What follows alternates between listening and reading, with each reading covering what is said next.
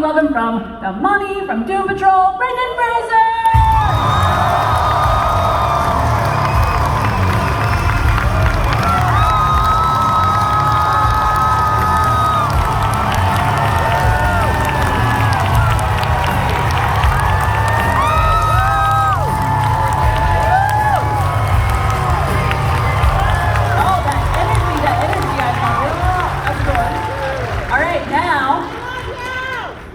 Yes, I think it's all mutual. A lot of love in this room. Please give a very warm welcome to, you know him from The Mummy and Star Trek Discovery, Oded Fehr!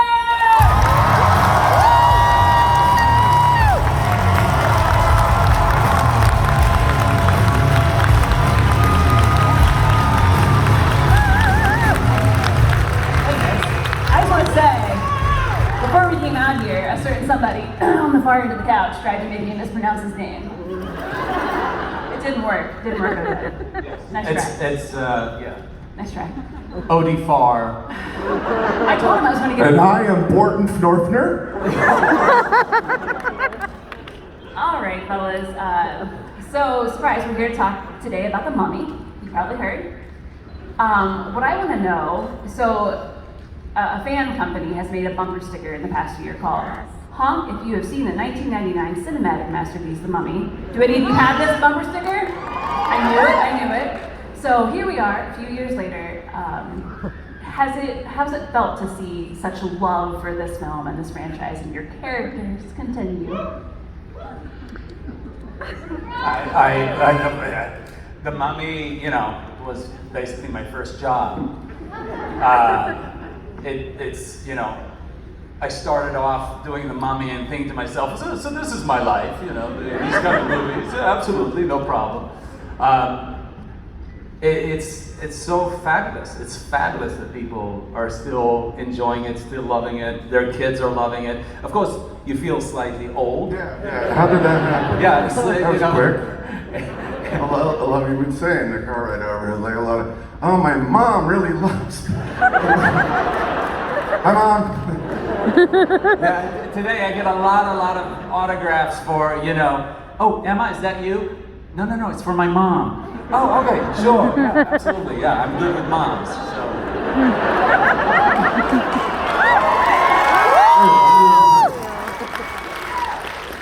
It's all good. Well, even when I thought about that bumper sticker and thought 1999, I'm like, oh, okay. That felt like it was yesterday. So given that, and I know it's a bit of time to go back through, do each of you remember, when you went into audition, kind of how the film was pitched to you? Like what the log line was? This is gonna be, Steven was like, okay, it's gonna be like the Terminator, but the Mummy is like Jaws. He's a shark, he won't quit. I was like, Terminator shark? That's kind of cool. I think they already made that movie. The script was great.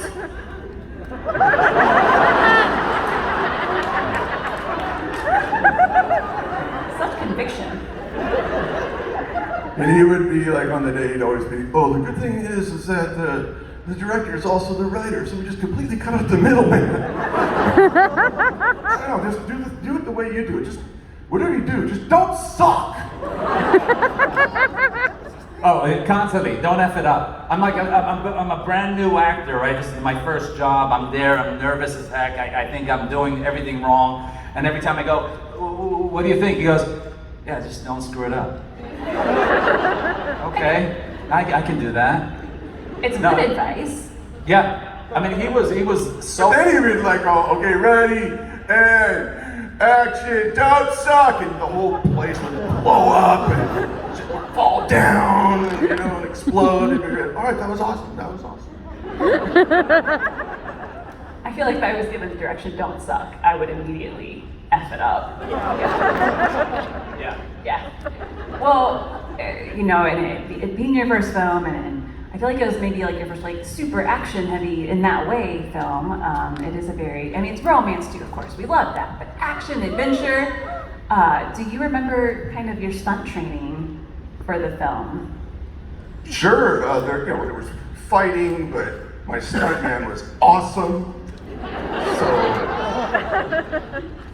I came out looking really good. There was, you know, the gunplay and all that, and what else did we do? Horses. Do you remember? There was a lot. We got no, it was camels at first, but the camels are really boring. So we got the horses after all just to break it up. Because camels are dumb. Nobody trusted me to ride a horse. So on the first film, it was so incredibly embarrassing because I don't know if you remember the scene in the campground where you pull out the dynamite stick, and I'm like, oh, okay, you know, get on my horse and just tell you, you know, stop fighting, get out of here, or we'll all die or something. And we're shooting the scene, and they bring up these apple boxes, and they actually have me standing on the apple boxes with my leg over the horse, and they go, action, I sit down, I say, yalla imshi, and then I'm like, I want to ride off, and they're like, no, don't move, get the stunt guy in. And it was that embarrassing, which is what caused me to train a lot for the second movie. I was And in gonna the say, second you movie, learned. I got to do everything myself. But I remember your boots on the apple box with the heel on them. yeah, well, okay. Or Oded, I'm doing it, man. You'd be like, oh, he had these heels that were like this, you know, and then we'd be in the sand, so he's like always walking around like this. The heels are falling down, sticking in. Okay. The reason I had heels is because if you look at this guy, okay, the first people you meet when you do a movie is you meet the costume department, right? You gotta get your costume going. And I'm standing there and I think to myself, oh, you know, pretty impressive, 6'1", almost. And, no, he's 6'1". And they're like, okay, we gotta do something about this guy. Let's give him some heels, and he's wearing a dress, and not tall enough, we'll put some big something on his head, so when he stands next to Brendan, so that was my, so in the next two movies, I'm running around with heels and a dress. And the facial scar tattoos, that was my idea. All the way. I'm like, no, it wasn't. What I'm hearing is it's all your fault. It's on me. Sorry, I'm still hung up on thinking back to the camels, and I'm thinking, you know, when you picture a majestic steed, it's not a camel. It's not. So I think you're right in that, you know, horses win that battle. Yay, horses! Okay, so I know we're going to talk about the mummy, and that's why you're all here, and we're here because you're here. So there, as Atonic Blonde pointed out, Q&A microphones on either aisle. You'll see staff members with their hands up. You can go ahead and line up. I'm going to ask a couple more questions, but then it's all you. It's all you. And I'm gonna go off script a little bit because you're both very talented and have been in. Oh, stop it. Just stop. More. Thank you. I need fun. Ow! But you've both been in many other things besides the mummy, so I just want to pick a couple of your recent projects that I'm a fan of, because I'm selfish and I have a microphone. And talk about Oded. I want to talk about Star Trek Discovery because you know, first of all, it's Star Trek, so being a part of that franchise gotta be pretty cool. And I want to hear about your experience in joining that. I mean, such a beloved Universal franchise. Well, it was amazing to be cast in it, and I'm on the phone to my wife on the first day when I walk on set, and I'm on the phone to her and I'm going, sweetheart, oh my God, I'm standing in front of the bridge. It's amazing, it's so exciting, it's so stunningly beautiful, and she's like, a bridge to where? Like Star Trek, honey, the bridge, and she's like, I don't know. That's great for you. So that was kind of put me back on earth, but no, it's such an incredible franchise. Brooklyn Bridge. Brooklyn, sweetheart. It's such an amazing franchise to be a part of, and the wonderful thing is the show is the stars. So we're all just happy to be there. We're all just enjoying the just every moment. It's like every time we're looking at the structures they build, the sets. It's fabulous and it's a lot of fun, and I feel very blessed to be a part of it. That's awesome. If you're not watching Star Trek Discovery, what are you doing? Watch it. It's so good. Similarly, if you're not watching Doom Patrol, who watches Doom Patrol? I thought of you tonight. Brendan, Cliff is me. Not as much trauma, but definitely I have an angry side. He's such a tremendously layered character because there is so much more beneath the cursing. There's a lot of that. How has it been? Speaking of another, you're joining DC Comics universe. Doom Patrol's pretty beloved. What's it been like exploring that role? Cliff Steele was, for those who don't know, he was a race car driver. His car went bang, and his brain got put into a big tin can man, and then he woke up under the power of Niles Calder, his quasi-boss, doctor, later enemy. Just watch the show, you'll see. And he wasn't such a great guy back in the day. And his journey is to redeem himself. And I loved Cliff because he wants to become a better person. And he was always written to be, he's a better human being as a robot than he ever was as a human being, driving around anyone. You know what I mean? And that voyage is something that's similar with all the characters that they all take. They don't fight bad guys, they fight their inner demons, and they take care of each other, they squabble. It's its own show. We're in season 4 now, stay tuned. So check it out. Oh, I'm gonna tease one thing about it. In season 4, I think it's episode 9, full-blown musical. This guy. Singing. La la la la. Singing. Yeah. Can we get a little bit? No. Not just yeah. Dude, what are you doing to me? I got my boss. I'll give you a beat. Oded Fehr came one day. He said, "Brendan, why do I punch like a girl?" Yeah. Okay, he brought it up. Yes. When we did the first fight scene on The Mummy, we were on the car traveling through all these zombie guys are jumping on the car, and I'm throwing punches, and the stunt guy comes over and he goes, Oded, can you do me a favor? When you're punching, can you not do this? It's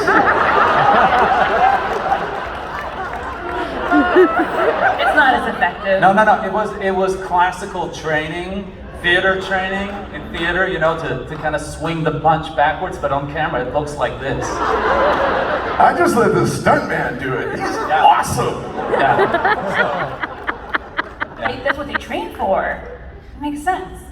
Okay, thank you for both indulging me, all of you for indulging me in non-mummy questions. But now it's your turn. I'm going to switch between sides, and ideally, questions for both panelists, please. So let's start over here on the left.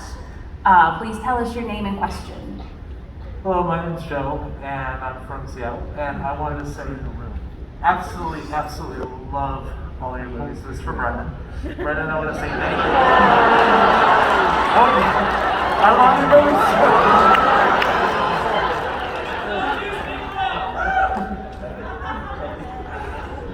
It's great because I got a chance to share some of your movies with my kids for the first time, and they started falling in love with them. I just showed them all 3 Mummy films, and I told them, did you know that they're going to be here? And they got excited, and this was the one they were most excited about, and I absolutely love it. Some of the things that most people, may not know, that you're rolling Monkey Bone. Woo! Absolutely love doing that. And one of my all-time favorites, Bedazzled. Yes! Woo! Thank you. Mr. Stavros. Great. No, gracias. Soy alérgico a los crustáceos. Wow. Roughly translated Colombian to no thank you, I'm allergic to shellfish. My question for you is, if you could portray, who is your favorite character to portray? And if you could have them meet your character from The Mummy, how do you see that going? That's an epistolalistic question. Look, I love playing Rick O'Connell. I had a great time doing that. There was so much big toys to play with. We had no idea what kind of movie we were making. We thought that it was a straight ahead action movie, part horror movie, sometimes slapstick comedy, romance, adventure. I'm missing something somewhere. And so I can still hear her. You still hear Rachel? She'd be like, oh, now they're going to confiscate our equity cards. And I'm like, well, it's fine, I'm over here like a beaver just chewing up scenery. I think we'll get through it together, you know? I loved it though. I loved it. We were on location in the deserts of Marrakesh in Morocco, and that's where Lawrence of Arabia was shot. You could see that wide open vista. And that was never lost on the cinematographers, for sure. So it felt like my first experience with real big picture movie making, which was really exciting. It was really exciting. And we were really there, feeling the heat and everything, had that authenticity. Of course, you know, they were like, nah, we'll just shoot it in New Mexico. Like, and Steven was like, no, that'll suck. So, you know, we really went for the real thing. But you remember that when we were, what was it? It was Erfurt in the desert. Oh, yeah. And you know that one mountain range, and we'd be driving home on these little roads that had piles of white rocks that were painted white. There were no lights or anything. And over the mountain range, my driver, Rashid, was like pointing things out. Oh, that's where my mom met my dad, you know, that kind of thing. And he goes, and you see that mountain range over there? If you go past that mountain range, you'll never come back. I'm like, eyes front.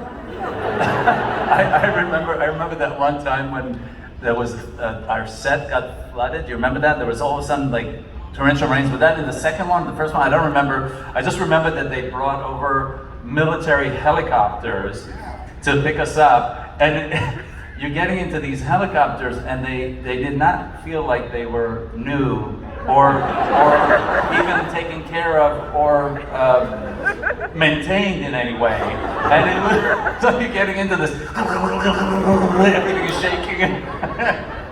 We had kidnapping insurance taken out on us. Yeah, these are the kind of things you don't necessarily want to hear about.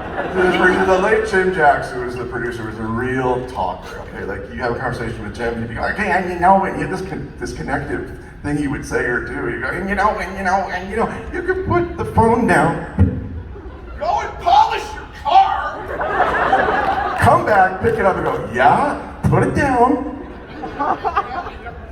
Anyway, Jim was like, we're taking out kidnapping insurance on all of you. We were, it's just like he was like, yeah, we're gonna take our kidnapping insurance, like $1 million on you and $1 million on Rachel and Kevin. It was 125-35 on me. Kevin J. O'Connor goes, I just want to ask, how much did you take out on me? I don't remember what he said. He was like, I don't know, 250. That'll really mess with your self-esteem. I wouldn't want to know the number. I wouldn't want to know. Thank you for your question. And you know, that reminded me, so thank you, not reminded me, I'm well aware, there's more than one mummy movie, there are 3. So you both, Two, you know, well, as far as I remember. I know, that's fair. I don't remember the 2. All right. I don't know. Yeah, only 2. Was there a third one? No, I it's haven't only 2. Only 2, but you did get to both got to return to your roles, just the second time only. And that's not something, you know, you get to do always. And when you make films and TV, you play a role, you walk away, but you got to come back.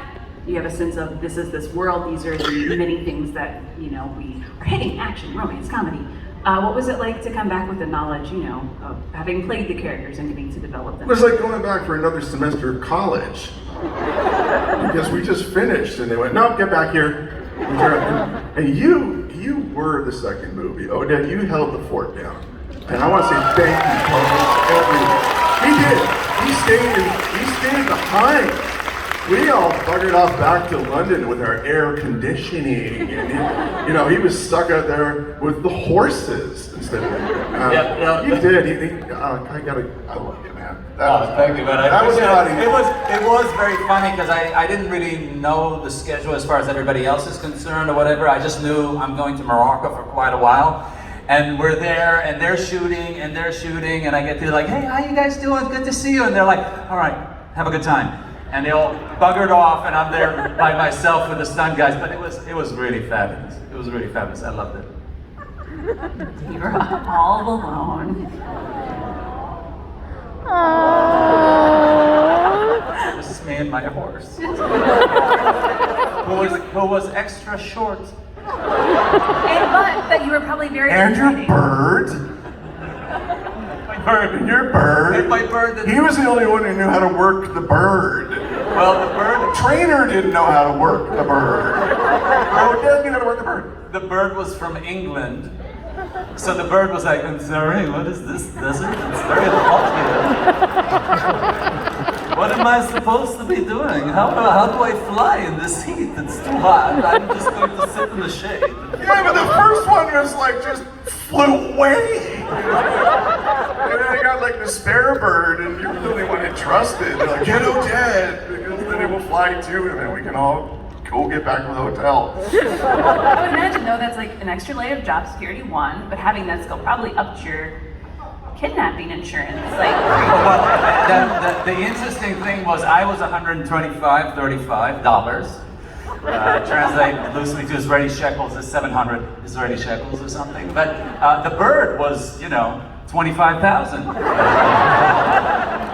So. well, birds are priceless, I Yes, don't know. priceless. Over here on our right, what's your name and question? My name is Christy Carney, and this is for Brendan. And speaking of college, my husband and I graduated from Cornish in '88 and '89 respectively. And we just wanted to say, welcome back to Seattle. Thank you, We're so Christy. happy that you're here.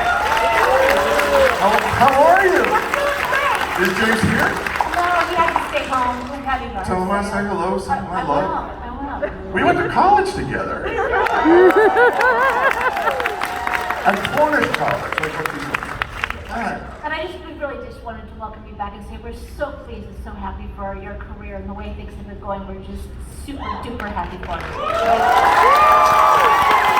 Thank you.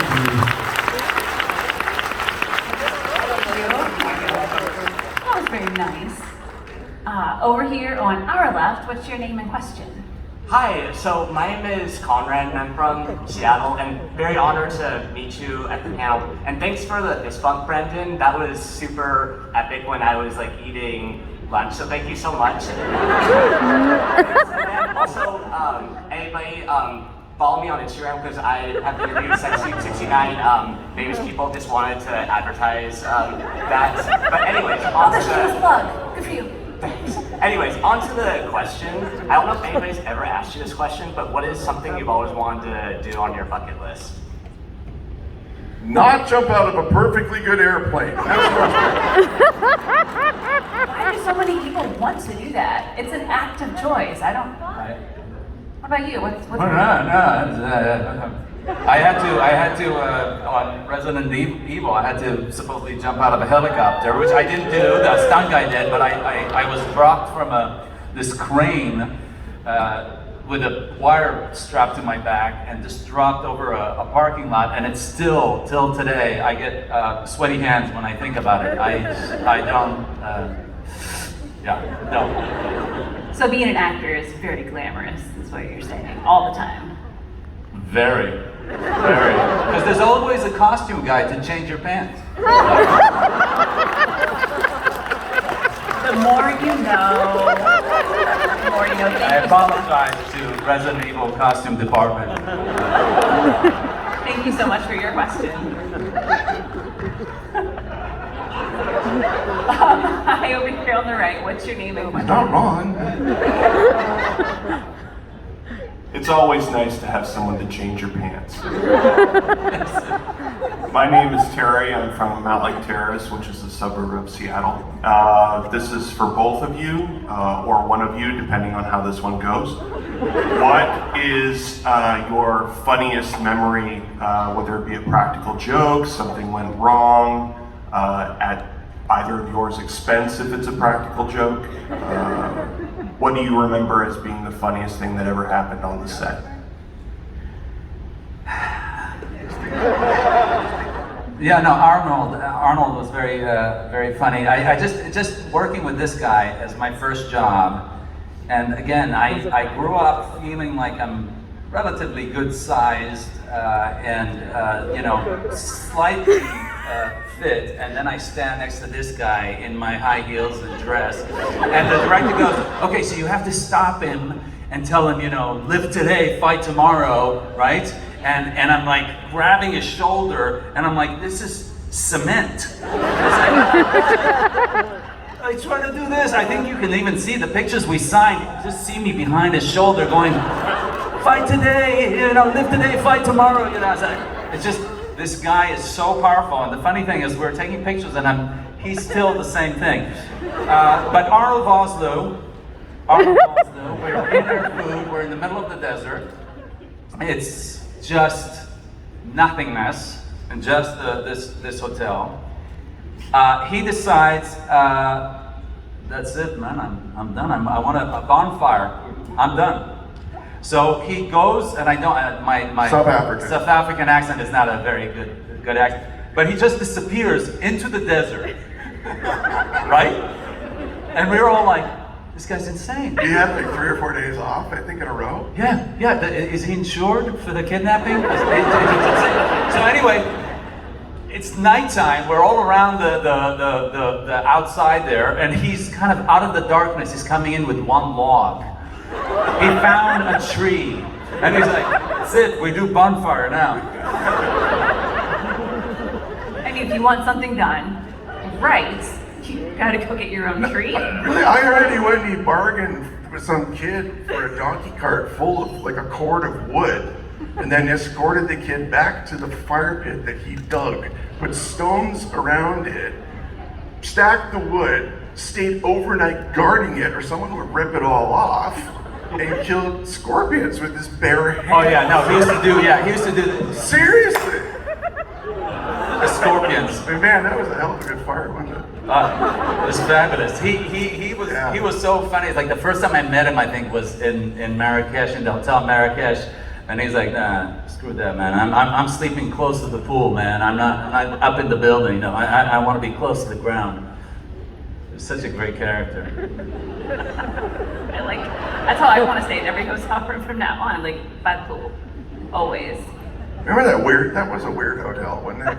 It was like this tourist hotel. You remember the Czechoslovakian stunt guys that would stack up all the furniture in the lobby of the hotel because they were bored? And it's a dry nation, so they pulled their per diem together. They bought one last bottle of whiskey and like guzzled it, and then videotaped each other making up stunts, like, oh, see the thing, diving into this stack of like coffee tables and glass and like all this shit. And they just go crash, they fall down, they pop up, and they're all bleeding and pointing and laughing at each other. It's the best thing in the world. And we're just like, oh, you guys are sick in the head. Everybody's got to have a hobby. That one just seems like it comes with a lot of the flags. Or was it just me that night? Oh no! I had that when I stayed in the desert with the stunt guys. I stayed with them in the same hotel, and we were working together every day. And then at nighttime, they decided they wanted to do like some sparring, and they started sparring with each other. And I'm like, I want to spar, and they're like, I don't know. I'm like, no, come on, I'll spar. And the guy just stood there, and I punched him and went, my wrist. And I was done. It's very strange, when you get used to just swinging your arm and people are falling over, when they don't fall over, it takes getting used to. Thank you so much for your question. Before we end this, you have to stand next to each other so we can see this size difference.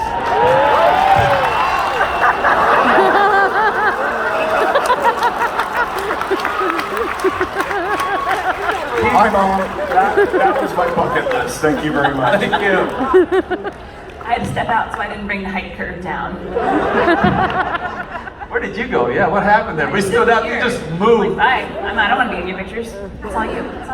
Hi, over here on the left. What's your name and your question? Hi, I'm Cinderella. I'm from Germany, but living in America. And so I'm sorry you think the camel been dumb. I volunteered for several years camels, and they're very smart. I must say it, when you do anything wrong, they will never forget. And So basically, I'm in a lot of shit. That's okay. The shit is really good for the grass.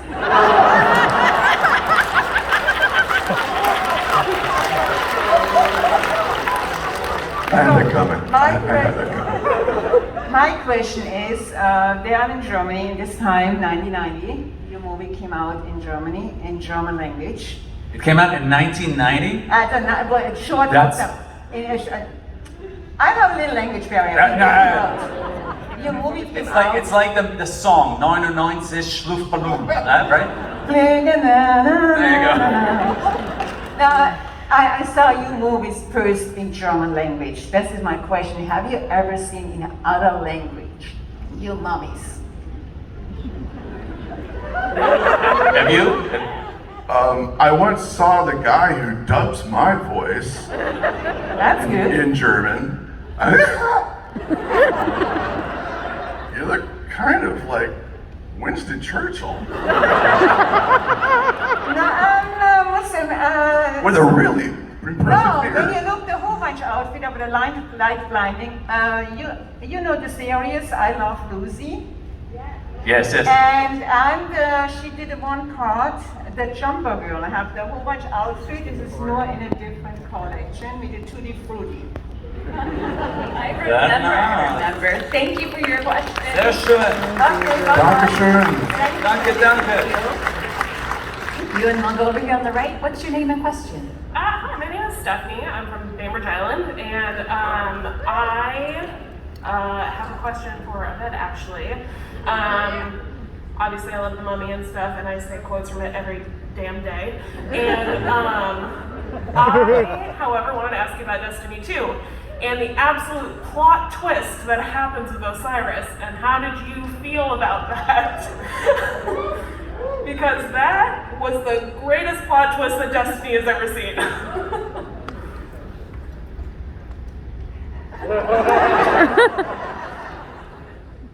Well, I love Destiny. I don't actually play the game. So, okay, anyway, I'm an old man. This whole thing.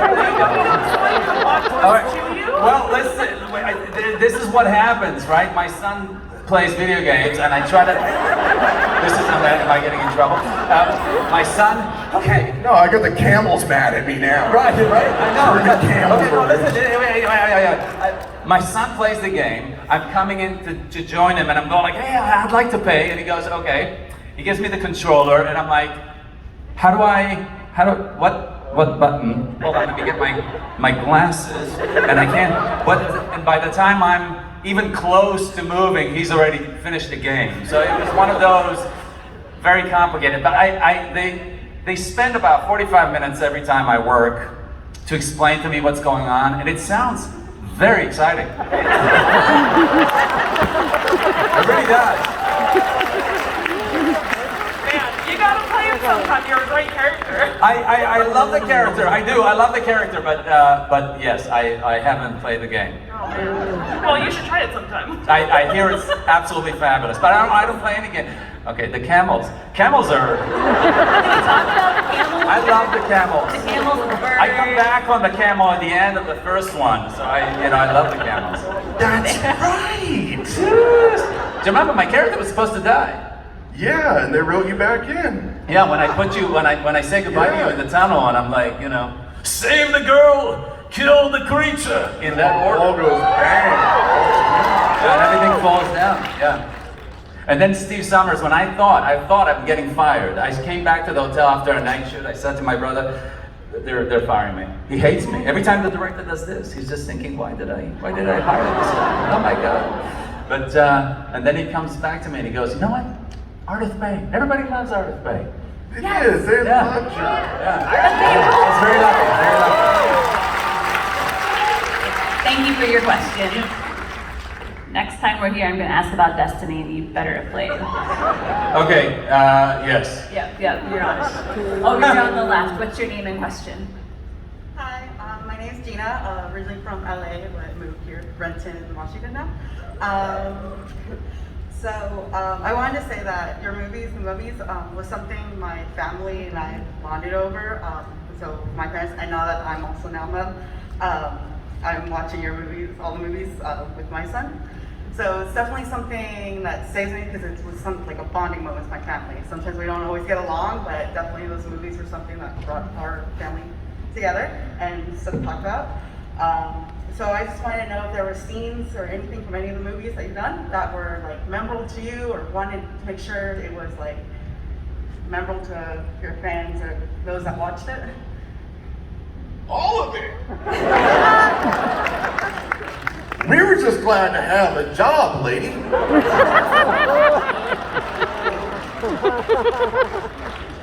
He's being very humble. He's being very humble. Thank you. Thank you. I'm gonna be selfish again because I have a microphone. I'm sorry, but you'll appreciate it. We've talked about the mummy, we've talked about camels and stunts and fighting, but romance. It's such a lovely romantic movie, the sense of relationships, like, just, that's a tangent, that doesn't matter. You're talking about the relationship between me and Horace. Yes! It's my favorite. And John Hannah and his camel. He kissed the camel, didn't he? You got real close. But I want to hear what it was like working with Rachel on these films. She's fantastic. Rachel was brilliant. She was ready for everything. She played it with heart. She got down to the nitty-gritty of being the kick-ass librarian. She wasn't scared of a ladder. Rachel she's wonderful. She's just wonderful. And she was missed on the third one. Yes. And no, hang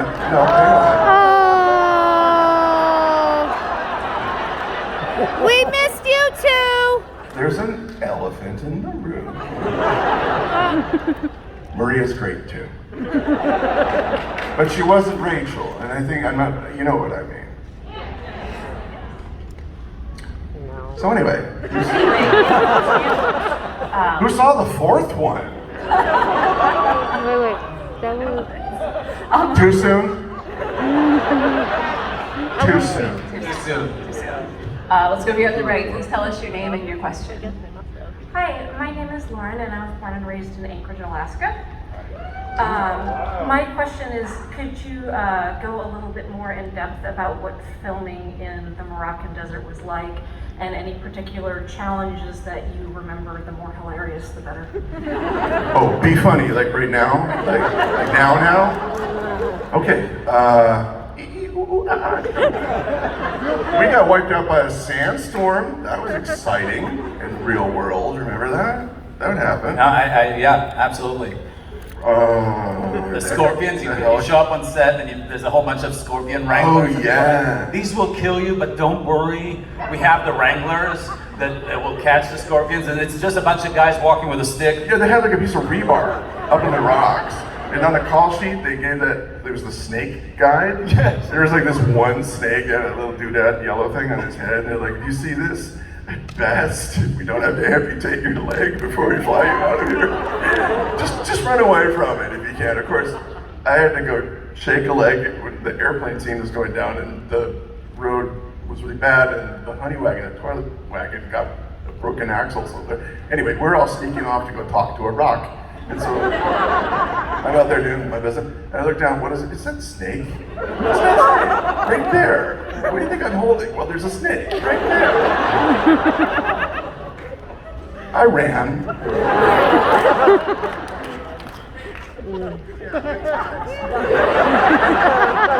That was hilarious. I think it fulfilled your request though perfectly. Thank you so much. I love that there was a scorpion wrangler. When you said that first, I'm like, did I hear that correctly? And I did. What a fun job title to have. I don't know, it's just guys stabbing rocks all day long. Yeah, and then they catch stuff and they come over and they go, oh, look at this, this is great, look at this. They put it in a water all bottle. over the place. No, like you keep that. I'm good. Over here on the left, what's your name and question, please? Hello, I'm Nathan from Idaho Falls, and I gotta say, the first couple of times I saw The Mummy, it scared the hell out of me, but it became one of my all-time favorite movies, and like I first saw it when I was 5 years old. And anyways, this question's for both of you. So, you know, you had to juggle a lot of comedic timing and, you know, just action work and dramatic chops and everything, and some romantic chemistry. So how were you able to bring all those together for your performances? The power of dumb luck. Never underestimate it. Oded? I 100% agree. One of the scenes of when we were on the bus, do you remember when we were on the bus on the second one and we're fighting the mummies on the bus? And they were like, okay, so Brendan has a stunt guy that he's working with, and we can't really fit the stunt guy in here, so you just throw yourself around. And I swear to God, there was nobody there, and I was just like an idiot, just throwing myself against the walls. And it worked, and I didn't have anybody complain about my... And I was fighting an imaginary half mummy because CG put it in later, and I had a brilliant idea on the day where he was like, we're fighting and he's there, what if I poke him in the eyes like the Three Stooges? They're like, try it, yeah, so he like that. Yeah. And then there was like revolutionary, oh my God. We'll just put the goo in later, it'll be great. So there's me fighting the half stooge, eyeless mummy, and he's bouncing around like a sock monkey behind me. It's a leap of faith when you make movies like this. You gotta believe what you're doing or nobody else will. It's running around on the set in London in the tunnels, and I think I had a cold or whatever, and I'm get away and all the rest of it, and then cut. Oh my God, my throat is killing me. So it's, yeah. He is really cool in real life. Me, I think I'm both Thank you so much for your question. Thank you so much for answering it. It was an honor to meet you. I'm glad to join you in Seattle. Thank you. Best of luck. Come on, go over here. Hello, what's your name and your question? Hi, I'm Aiden. I'm from Edmonton, so a fellow Canadian Seattleite. This is a bit of an odd question, but yours is my favorite SNL monologue of all time. Do you have any stories about your time on SNL? Well, before that monologue that I don't remember at all giving that you're talking about, it's live TV and it's SNL, and you know, to do it right. And just before, you know, it's very exciting the week leading up to it, and then it's Saturday night and they go live. And just before all this happened, Lord Michael just walks up to you. He just kind of goes, well, you know, it's just, it's all about confidence. And that's what you get before you present yourself to the world. After that, you don't remember much of anything. It's about honestly changing wardrobe really quickly underneath the bleachers in the dark, chasing people around you, pulling your clothes off, putting clothes on, putting hair, I mean, all that stuff. It's a show about undressing. Thank you so much. Stacey. Thank you. Again, the glamorous life of an actor.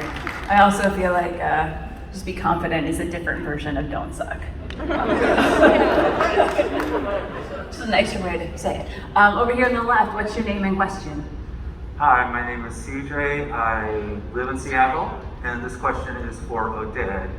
I love you as Oded Fehr, but I'm also used to hearing your voice, specifically as Dr. Fate in Justice League Unlimited, and as Rachel in Young Justice. And my question was, how does voice acting for you compare to like real campus friends? We were just talking about that in Funny, the car. you should ask. Yeah, we were just talking about it in the car on the way here. There's something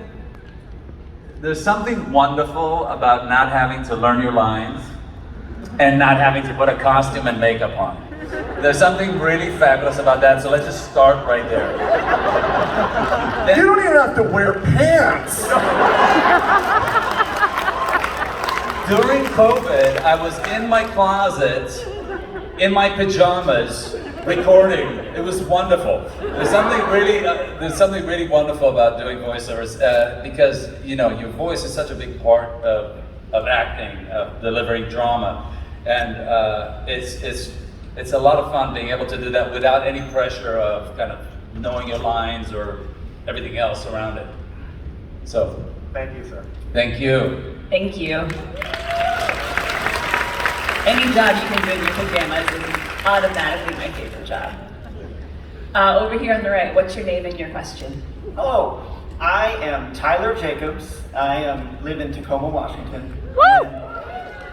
I think you are both such great actors, and you're both so funny. I love Encino Man and Blast from the Past. And Discovery is great, and you're great in Deuce Bigelow also. But Thank you. I wanted to know what animal you would think you would be if you were an animal, and in 1999, would you have had the same answer? A Labrador running around the beach collecting sticks. You want it? Can I have it? I'm gonna bury it. Will you throw it? Okay. Who does that remind you of? This guy. No, it's not a gorilla or a monkey. There, I said it. Yeah, no, we have a little dog named Bailey, and he's a tiny little thing, and he's very scared of absolutely everything. And me, I feel like him many times. I'm just like, it is very scary out there, isn't it? And they want you to act and be brave. I can do this. You can do it. You got this, little Oded. You got it. Thank you. Thank you very much. This is when I feel like it is my duty to point out there is a very sweet dog in the front row that has distracted me multiple times. You're very cute. My favorite picture we took. We took a picture with the dog tonight. Good. Yeah. Can I get a picture later too? We'll do it after, okay? Okay, thank you. Anyway, panel, right. Dogs in the front row are very dangerous for me. Hi over here, what's your name and your question? Hey, my name is Roman and I'm from sorry, I'm probably the oldest person asking questions today. Seeing you both on the stage, it's not like just like the Mummy reunion, right? So it's like Mummy and Resident Evil and Inkheart and Resident Evil. Sorry, I need to learn more like your filmography, and I will search on IMDb. Sure. Go with a question. Yes, question. Okay, so. Do you have any role that kind of changed you as a person? Like something that like you lived, like you felt and you become a different person, like better or worse, I don't know. And it's a question for both of you. So do you have these kind of roles? Rock, paper, scissors? No, you go ahead, All of them. You learn something from each part, I think.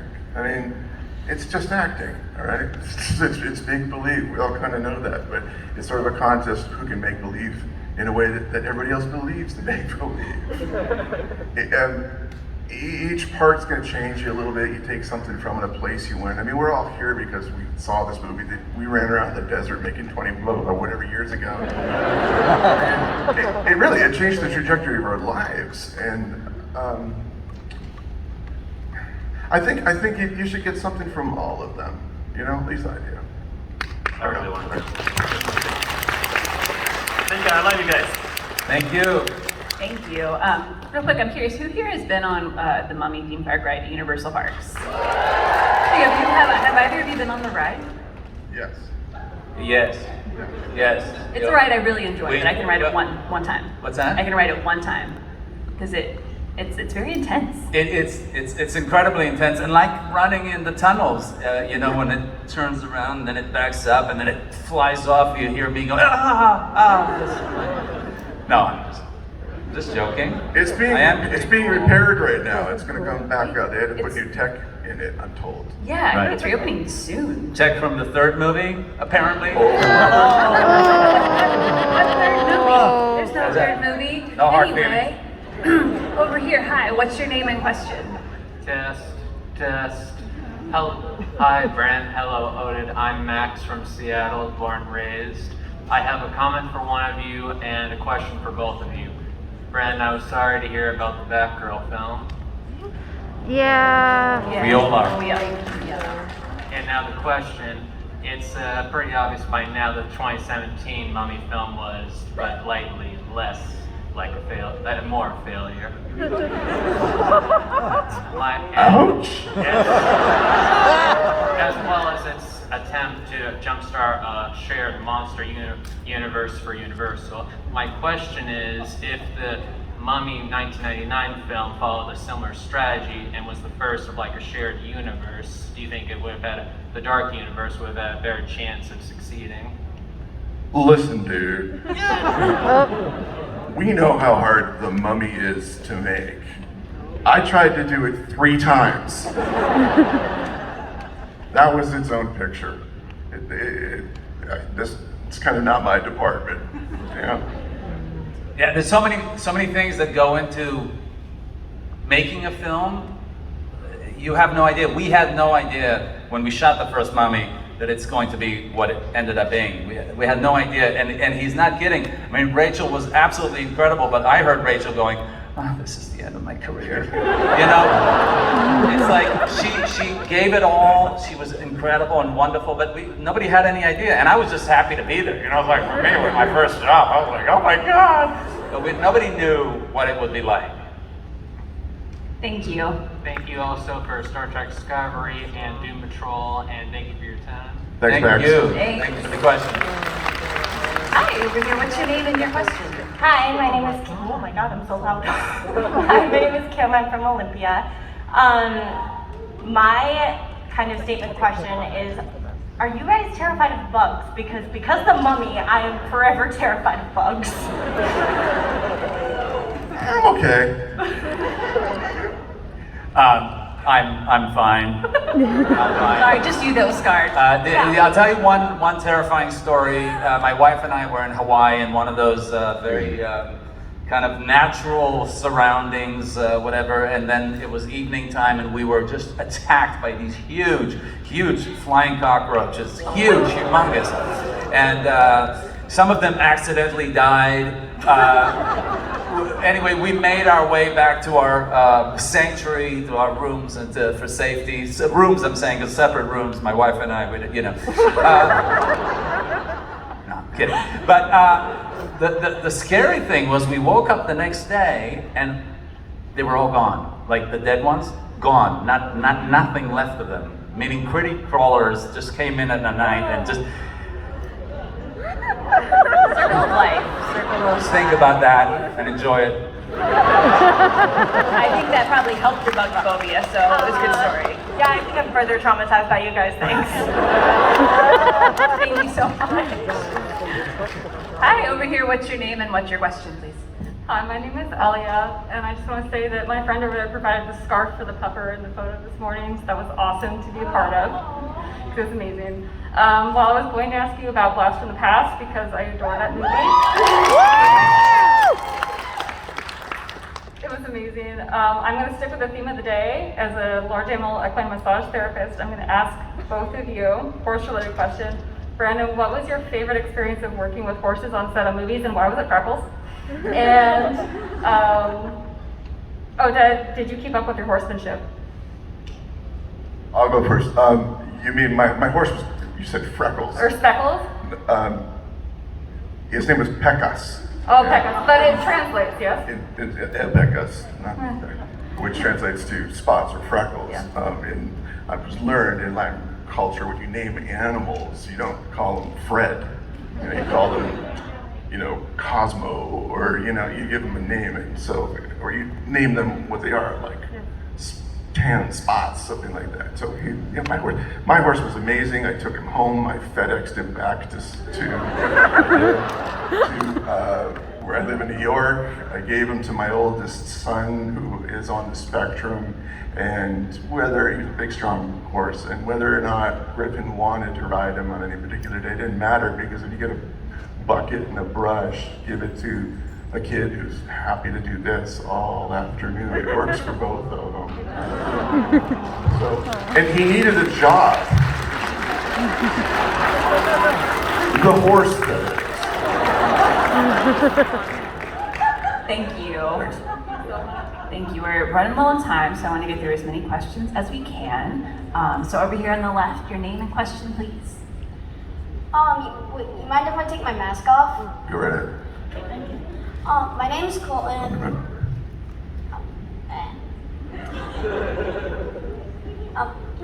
You got this. Yeah, you got this. Yeah. You know how much courage it takes to stand at a microphone in a room full of strangers? It's you right now, little man. You got this. Listen to that. You can do it.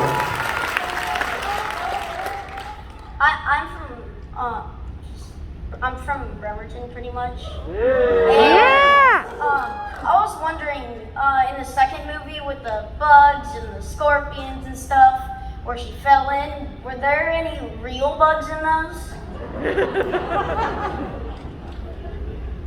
Because if there was, I'm terrified. That's a very reasonable reaction. It was CGI. We're cool. That's fine. Okay, because if she fell in there, I'd be like, That kid is so adorable. help her. Let there be like a secret hatch under there or something. Like, no? Yeah. No real bugs. Thank you so much. No real bugs. You're good. No real bugs. Thank you.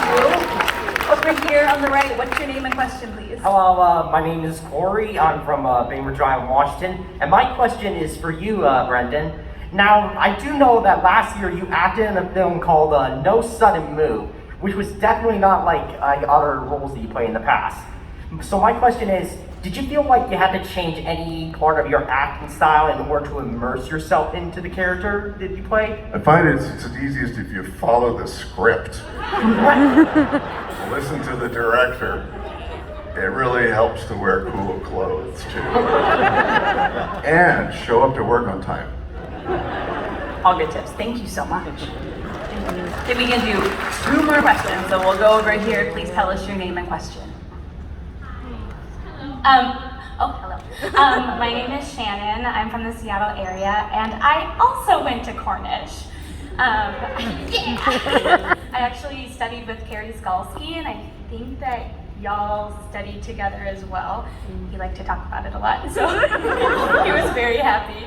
My question is, do you have any favorite Cornish memories, or for both of you, just college memories in general?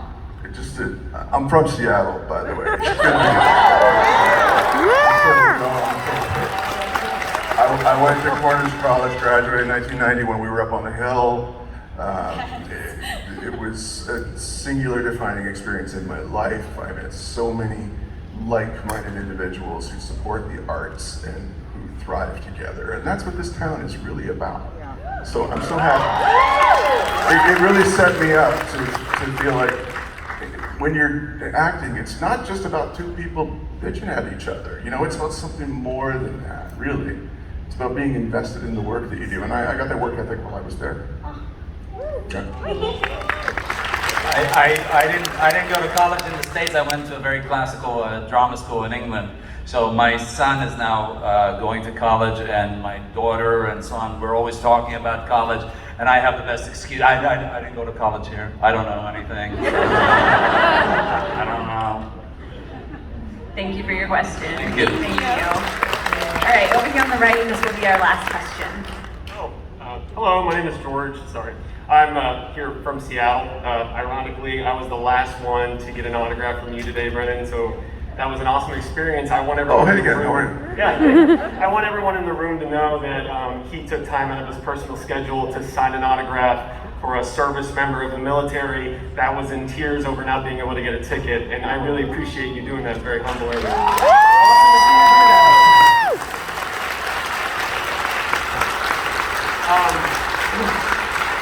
My question is, I'm a firm believer that cinematic gold stems from moments of improvisation. And I would like to ask both of you if you had any moments on either one of the films that were improv that stuck with you or you thought was cinematic gold.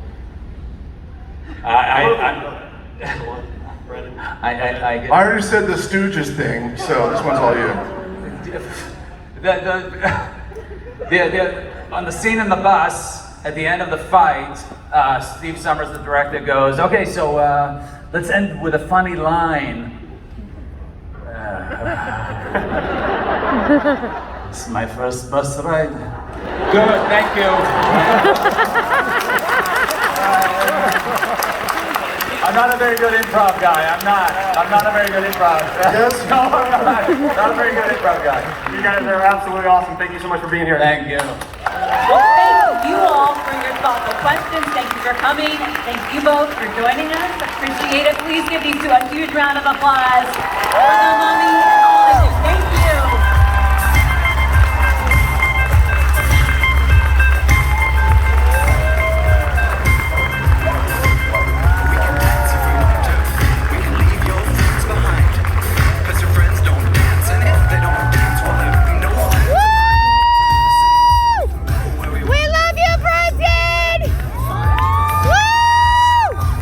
One more time, y'all. Make some noise for these guys.